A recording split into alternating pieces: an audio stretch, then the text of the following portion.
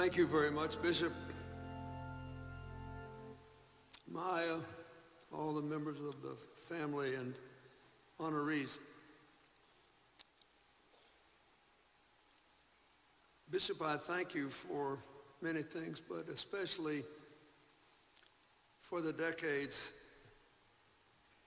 of guidance and genuine friendship you gave to Elijah. It is true that almost exactly 21 years ago, he invited me to New Psalmist on the Sunday before the election.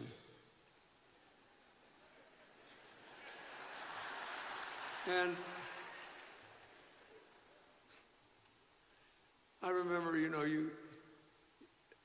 I loved that you introduced the staff, because we'd all be dead without the people that are helping us. But if you're president, your staff is always trying to tell you why you shouldn't do something or you shouldn't go somewhere. I remember this very well. They said, it's Tuesday, Sunday before the election. Why would you go? I get why you want to go to an African-American church, but why would you go to Baltimore? I mean, come on. They're so good to you. They always vote for you. And why would you go for Elijah Cummings? He's been in the House 15 minutes. He literally hadn't finished one term yet. I said, I just got a feeling this is something we ought to do. And if we do it, we'll know whether it was right or not. And so the bishop rolls out the red carpet. Thousands of people were there. And you may remember we got in some trouble, didn't we? We got in some trouble. People criticized us for having a get out the vote event in a church. They said it was inappropriate. And as I remember, Elijah reminded people that our constitutional rights, including the freedom of religion, the freedom of assembly, the freedom of speech, depended on people giving voice to them in elections. End of debate. Then I got to listen to Elijah talk that day. You talk about a lousy deal. It was, I had to follow both the bishop and Elijah Cummings. And at least I'm getting in ahead of you and President Obama today.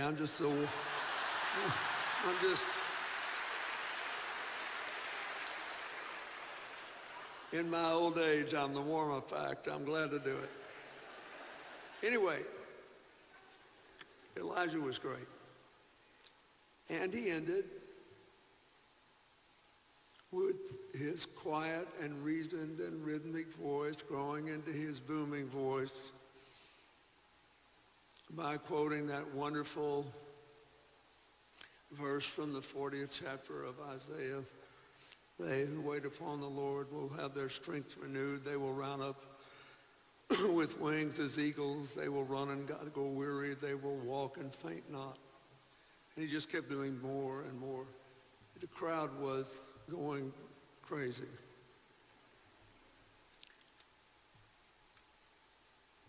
Over the course of these last few days, I've had the chance to think a lot about Elijah's life. He really did sort of mirror Isaiah, who had one of the greatest one-liners in the history of human affairs.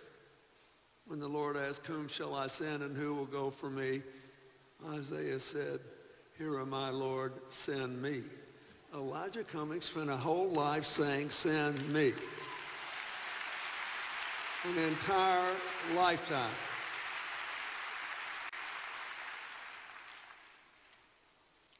He's not even a teenager when he hauls down to the swimming pool and joins a group to integrate it.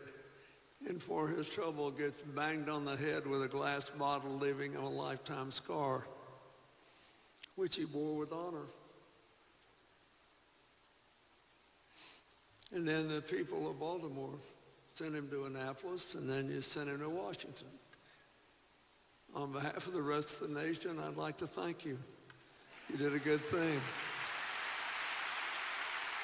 And then I was looking over all the things that he worked on just in the 4 years we were together. He was elected the year I was reelected, 1996. He had this amazing array of interests.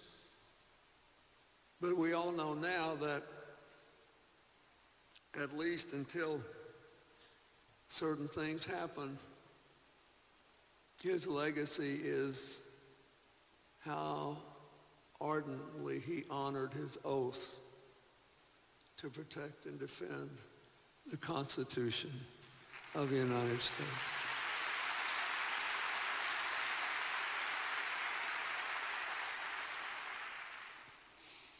I think he did it for a lot of reasons. He loved the fact that his parents' humble lives made his a great American story.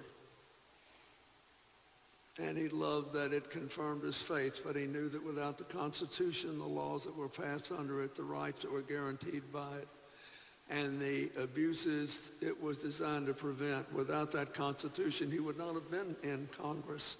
And so he said to himself, I am certain every day I will not let this promise be sullied. And he did his best.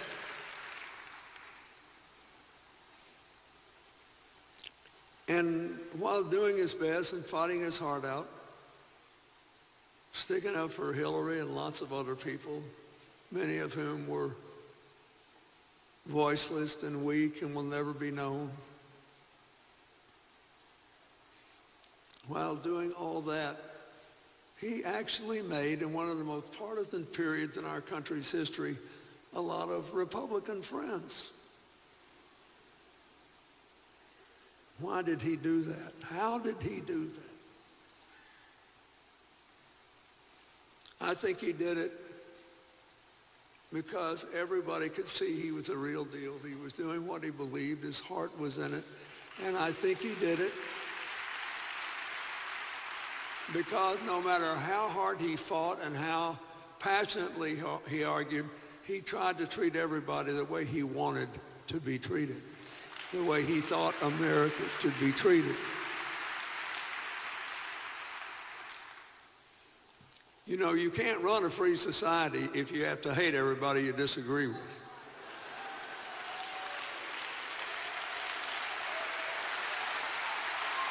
I mean, sooner or later, if you've been married 45 years and both of you are thinking, you're going to have a disagreement or two.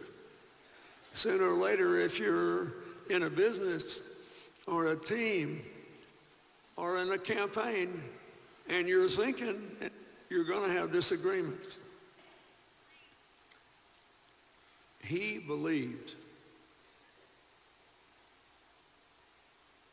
that he should treat people the way he wanted to be treated. And he believed if everybody accepted his broad, endearing, inclusive definition of one America, where we respect our differences and think what we have in common matters more, and we all live under the same set of rules, and we all believe that under those rules, those of us who have more than we need should do more to help those who don't have enough, that everything would work out okay. Now, that's what he believed. And being friends, he was so proud that he could help resolve the personal spat between his Republican congressional friend and new member of the Democratic caucus. But he believed. So here's what I want to leave you with. Elijah spent his working life in the tradition of Isaiah. He went again and again and again. But I think in his lasting legacy to us, we should think again about the prophet Elisha for this reason. He was about to be killed for his ardent promotion of his faith. He hid in a cave, either within or next to Mount Sinai. He received a message from God to go up and stand on top of the mountain and wait for the voice of God to speak to him. So look, he'd already had a pretty hard time. Just like at the end of Elijah's life, he's already had a pretty hard time. You got to go through this too. So there's Elijah standing on the mountain. And a huge wind came, so strong it broke the rocks of the mountain. But the Lord was not in the wind. Then an earthquake came, shaking everything. But the Lord was not in the earthquake. Then the fire came. But the Lord was not in the fire. And then, what does the scripture say? A still, small voice.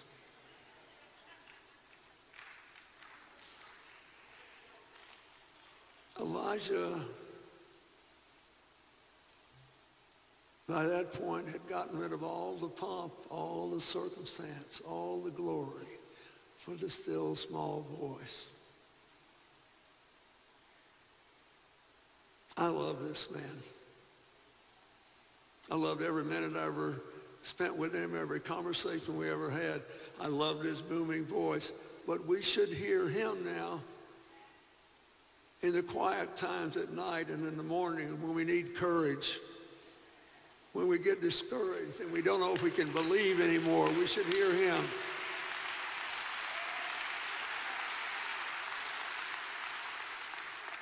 Let our Elisha